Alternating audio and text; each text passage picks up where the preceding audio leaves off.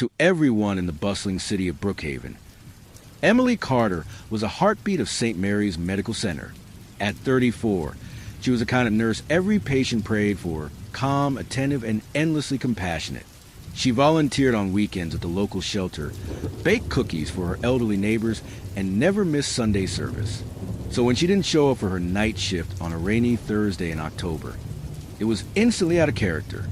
Her colleagues called, texted, and even drove by her apartment. No response. By morning, her silver Honda Civic was found still parked outside her building, and her phone sat charging on her bedside table. Emily Carter had vanished.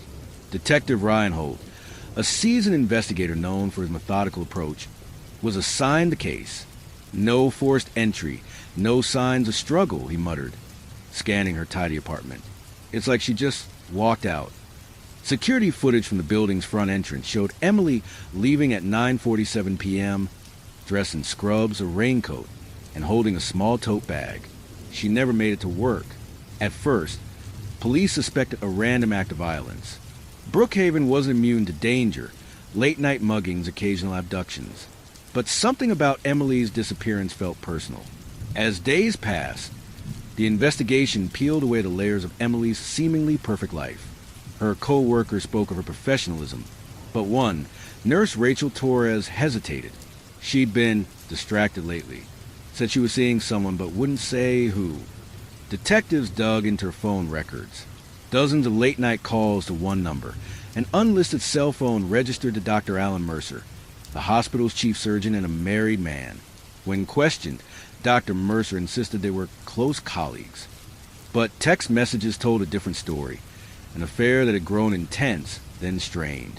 The last message from Emily to Mercer, sent the night she vanished, read, "You can't hide forever, Alan. I deserve the truth."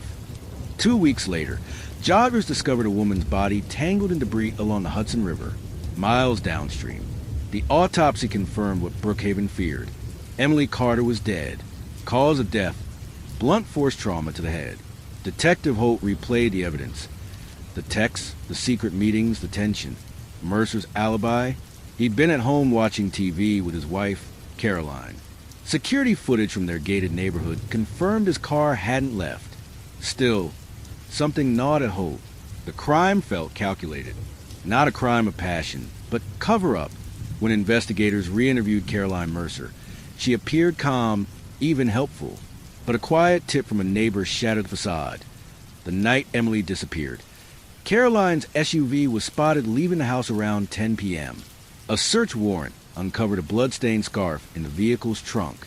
DNA testing confirmed the blood belonged to Emily. When confronted, Caroline broke down. "She ruined everything," she sobbed. "I begged her to end it." She laughed, said he'd leave me. Caroline had lured Emily out that night under the pretense of talking woman to woman. When the confrontation turned heated, rage took over. One impulsive swing, and Emily was gone. Panicked, Caroline dumped the body and returned home before her husband noticed she was gone. When Dr. Mercer learned the truth, he didn't defend his wife. Instead, he confessed to knowing she'd done it and helped cover up evidence to protect their family's reputation. Both were charged. Caroline with second-degree murder, Alan with obstruction of justice.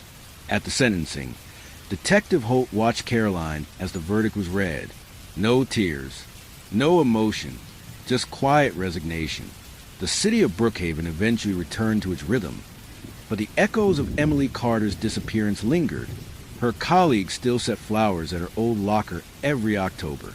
Detective Holt, years later, would still revisit her case file, not because it was unsolved, but because it reminded him how monsters don't always lurk in the dark.